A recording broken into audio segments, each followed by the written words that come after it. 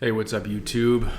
Today here with a technique breakdown for you on how I add vines to all of my builds. I'm going to walk you through 3 of my builds, show you the different techniques I use, the different parts to achieve the effects. So let's get into it.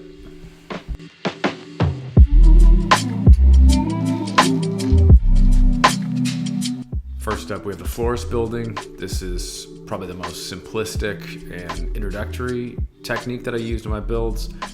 You can probably just figure it out by looking at it, but really it's the use of snot bricks and these large plant pieces sort of stuck together with different leaves and the 1x1 plates, and achieves a nice effect of density, but it's also pretty simplistic from a part usage standpoint. Most people have, some snot bricks and some plant pieces lying around. So if you want to just do a quick,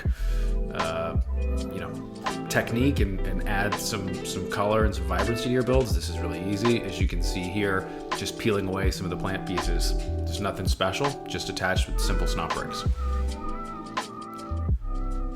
Another one of my favorite techniques is to use different items to attach plants to. Here I use the 1x1 little clips attached into the bottom of the leaves, and then I use actually a black gate piece you can see there.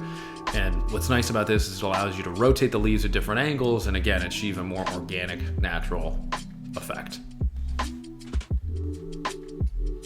I will caution you though that one of the downsides of this technique is that it's not as strong and sturdy and stable. So if you bump against the build or as you're moving things around, it's much easier to get these pieces to fall off because they're really not all that secure. So as you can see, when I was trying to reattach it there, I had to hold the build to push it in, and sometimes if you have a fragile build, that can be a little bit of a challenge.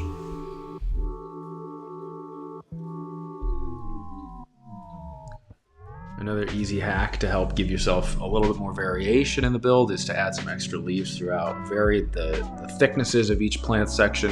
It'll give it a more organic and natural feel. It makes it feel a little bit just more overgrown. So this build was the first time that I really started to refine some of the techniques that I used to add plants to my builds. This one I was really shooting for just a total realism effect, and I kind of use the ivy more as an architectural element, even though it's supposed to be really a natural organic plant. It really helps frame the building, and it's a nice contrast with the sand blue, and it feels like it's just very dense. As you get close up to the build, you'll see that there's a lot of these little olive green plant sprues just jammed in there, and so it does bend the olive green plant pieces a little bit, but I'm okay with it. I think the effect is great. As you can see, I've added a couple little pink flowers throughout just to give it a little bit of variation.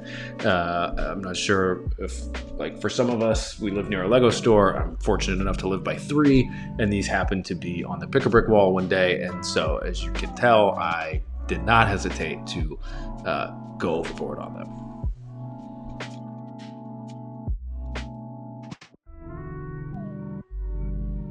Similar technique here that I used in the florist. Rather than using snot bricks, I used Headlight bricks. The benefit of the Headlight brick is it's hollow. It's got that open stud, and so what I was able to do is use the stem of the little plant sprue to actually go right into that hole. It makes it a much more secure connection, and I was fortunate enough that these were also on the pick-a-brick wall when I got the olive green, so it all kind of worked out. But I definitely prefer using Headlight bricks on my builds like this because it just gives it, again, a much more secure connection. And you can see it doesn't wiggle nearly as much as if it was on just a regular snot brick and didn't have the plant stem through that open stud.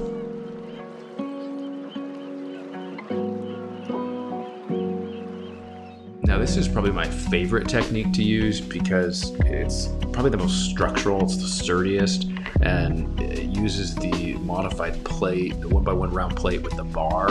And you can see that I kind of have to wiggle the plant piece off here just to get it to come off. But what's nice is you can actually attach pretty large plant assemblies. I mean, you can link 5, 6, 7, 8 of these plant pieces together, and as long as you have it attached somewhere, within the build, it's pretty nice. One technique that I would have liked to have used here is to put an olive green, those 1x1 kind of plate leaves on top of it. When I did this build, I didn't have any of those on hand, so you can see the exposed gray, which I don't love, but again, there's other ways to cover it up.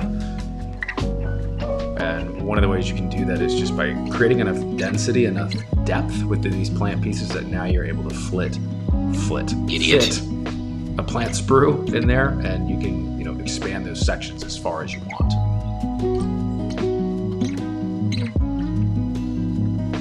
One of my favorite uses for these large plant sections is that they can really hide some ugly parts of the build. As you can see here, there's an open seam in this roof that I really didn't know how to make clean and flush, and so I decided I would just run a huge plant section over it.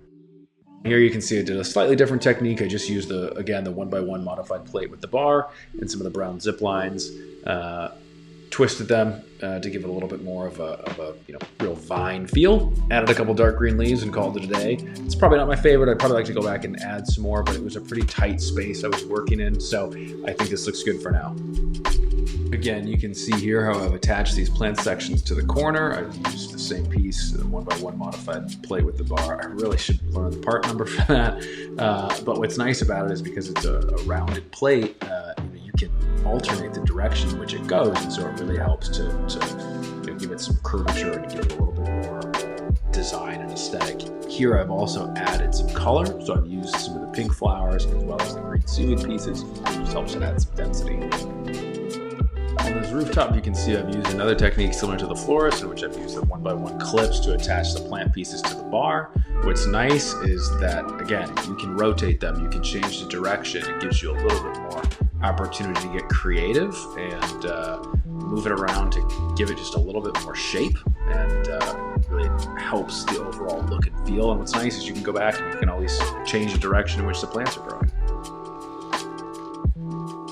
If you're familiar with any of my builds, you know that I'm a big fan of potted plants. I like to add them in scenes where I've got some dense vegetation like this because I think it helps just break it up. It's something nice, and what you can do is use that as kind of the basis of where the vines grow out of, so you can have it look a little bit more organic, a little more natural, and just pretty easy, nice effect.